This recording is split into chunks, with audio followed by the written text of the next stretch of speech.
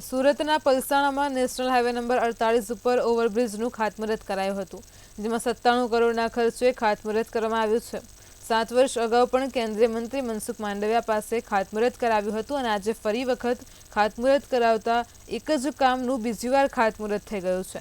ચલથાણમાં overbridge નહીં બનતા અહીં ટ્રાફિકની સમસ્યાઓનું નિર્માણ થાય છે, તેમજ બીજા સર્વિસ રોડના અભાવે અહીં અનેકવાર અકસ્માતો પણ સર્જાઈ રહ્યા છે, ત્યારે ફરીવાર ઓવરબ્રિજનું ખાતમુહૂર્ત કરવામાં આવ્યું હતું।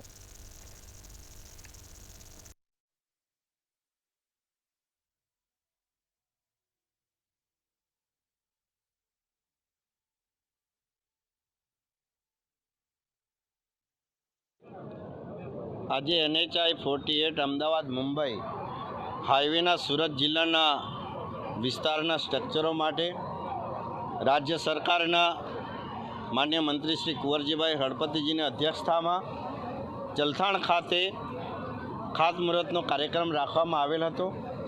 આજે આ કાર્યક્રમ અંતર્ગત ચલથાણ ચોકડી, નીલમ હોટલ અને કરણ ગામ આ ત્રણેય પોઈન્ટ પરના ફ્લાયઓવર બ્રિજનું ખાતમુહૂર્ત કરવામાં આવ્યું છે। જેટલા બી એક્સિડન્ટ થયા, જ્યાં બી થાય છે, કોઈ બસ પલટી મારે તો એમને રાહત આપવામાં આવે છે।